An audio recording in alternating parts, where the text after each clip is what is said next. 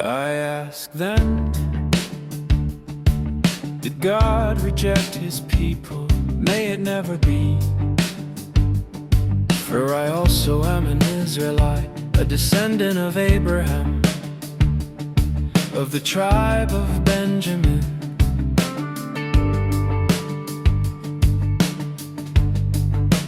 God didn't reject his people, whom he foreknew. Or don't you know what the scripture says about Elijah? How he pleads with God against Israel.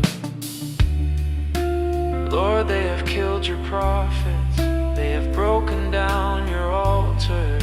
I am left alone, and they seek my life. But how does God answer him?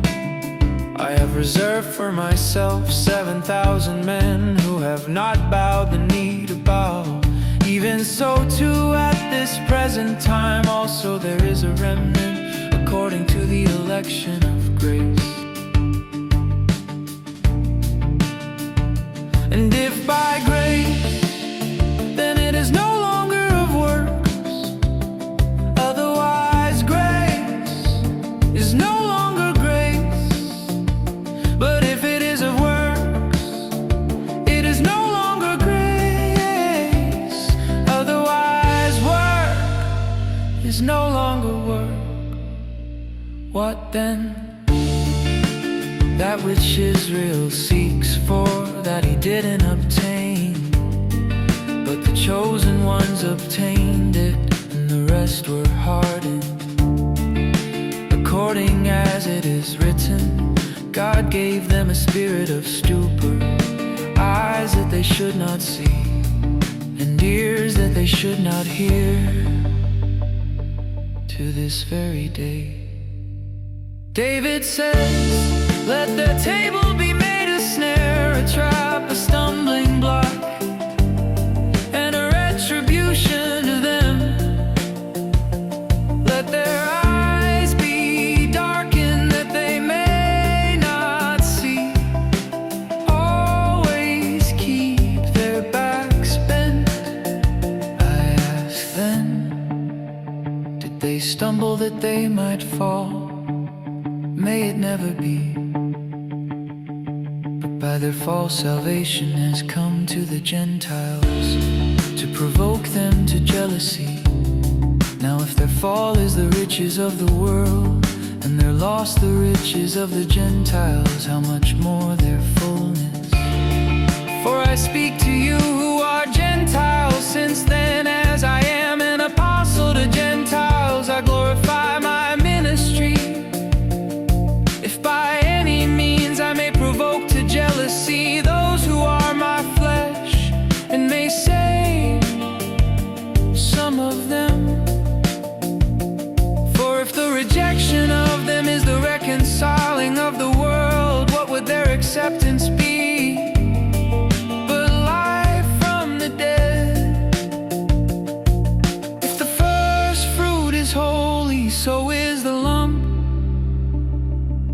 If the root is holy, so are the branches. But if some of the branches were broken off, and you, being a wild olive, were grafted in among them, and became partaker with them of the root and of the richness of the olive tree. Don't boast over the branches, but if you boast, remember that it is not you who support the root, but the root supports you. You will say then, branches were broken off, that I might be grafted in. True, by their unbelief they were broken off, and you stand by your faith. Don't be conceited, but fear. For if God didn't spare the natural branch,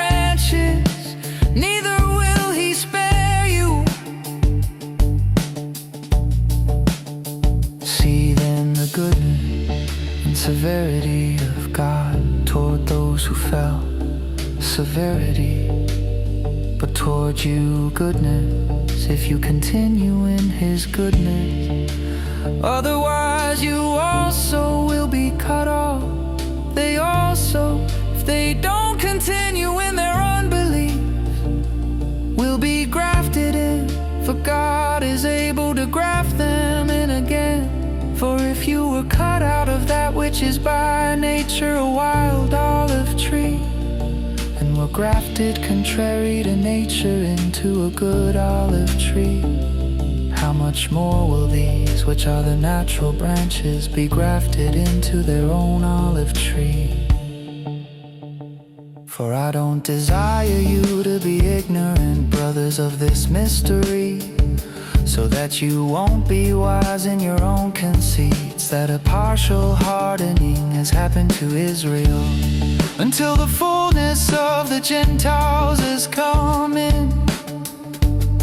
And so all Israel will be saved, even as it is written, there will come out of Zion a deliverer, and He will turn away ungodliness from Jacob. This is my covenant with them, when I will take away their sins. Concerning the good news, they are enemies for your sake, but concerning the election, they are beloved for the Father's sake. For the gifts and the calling of God are irrevocable. For as you in time past were disobedient to God, but now have obtained mercy by their disobedience, even so these also have now been disobedient, that by the mercy shown to you they may also obtain mercy. For God has bound all to disobedience, that He might have mercy on all. Oh, the depth of the riches, both of the wisdom and the knowledge of God. How unsearchable are His judgments, and His ways past tracing out.